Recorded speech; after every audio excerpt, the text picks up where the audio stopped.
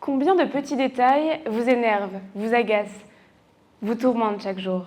Comme oublier ses clés, oublier d'éteindre la lumière toute une journée, perdre son téléphone.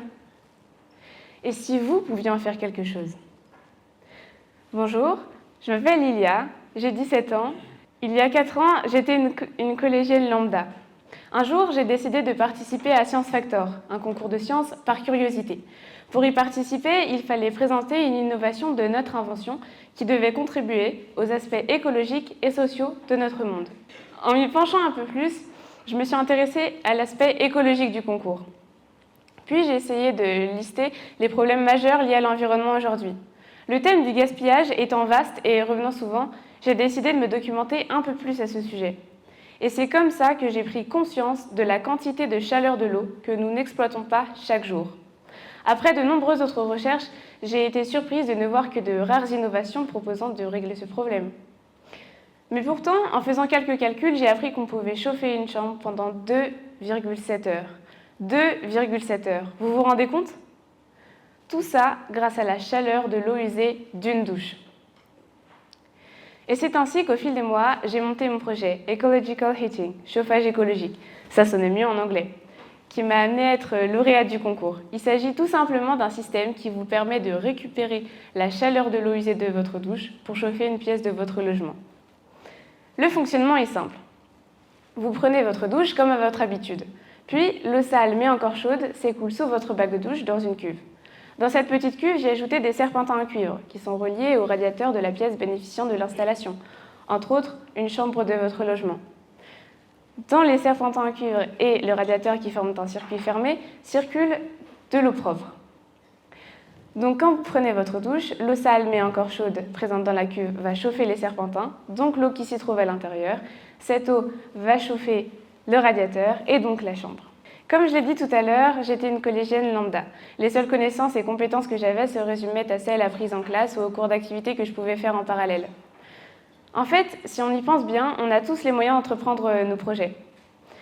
Certes, on n'a pas les mêmes méthodes, mais c'est justement cette différence qui est importante et qui nous permettra d'avancer plus vite et mieux. Pour mon projet, j'avais mis en place un procédé que l'on peut qualifier de scientifique, que l'on apprend et applique à l'école. D'abord, on se trouve face à un problème. Pour ma part, c'était le gaspillage de la chaleur de l'eau de la douche. Ensuite, on émet des hypothèses, on réfléchit à des moyens de résoudre ce problème. Puis, on teste ces hypothèses et on approfondit celles qui restent envisageables, et ce jusqu'à une résolution du problème. Je dis bien une résolution du problème parce qu'on sait tous qu'une problématique peut être résolue de différentes manières. Notre diversité nous permet de penser différemment et c'est grâce à elle que nous pouvons avancer. J'ai pris là l'exemple de la méthode scientifique, méthode que nous utilisons bien plus souvent que vous ne le pensez d'ailleurs. Par exemple, si votre grille-pain tombe en panne et que vous êtes un peu bricoleur, vous êtes d'abord face à un problème.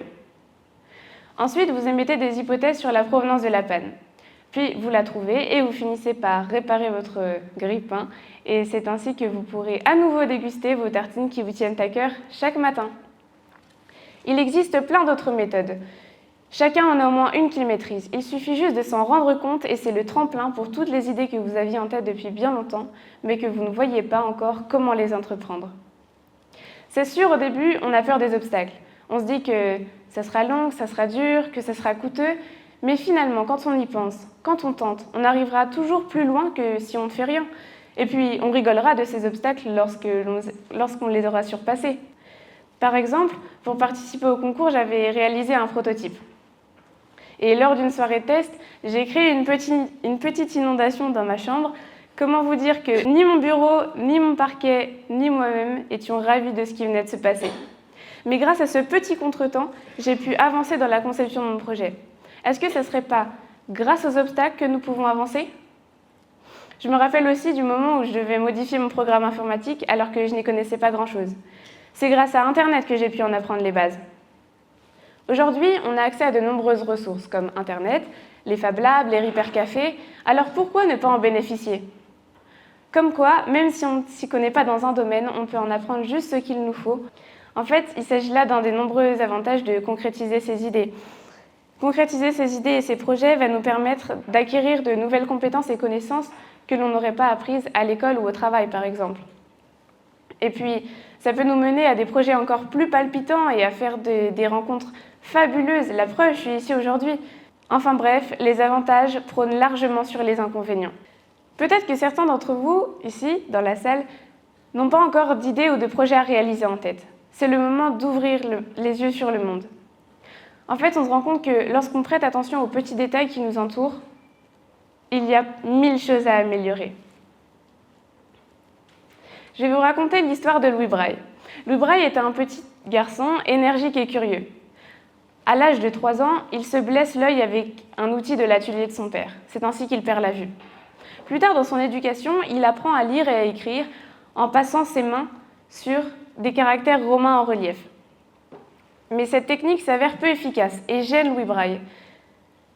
C'est ainsi qu'il va réfléchir à un système mieux adapté à sa condition et invente le braille en s'inspirant du système de Barbier, un officier à la retraite. L'exemple de Louis Braille est très intéressant. Il est parti d'une chose qui ne lui convenait pas pour inventer un système qui lui faciliterait la vie.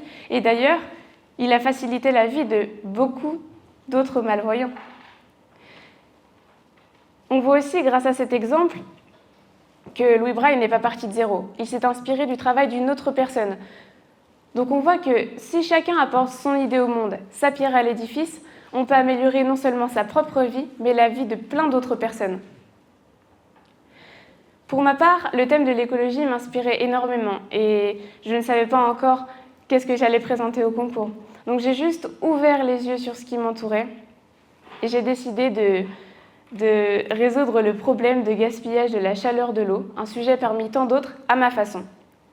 Je me suis dit que si personne n'avait encore réagi à ce problème, je n'allais pas me fermer cette porte et ne pas y réfléchir alors que je pouvais déjà commencer à réfléchir, je n'allais pas attendre que quelqu'un d'autre le fasse à ma place.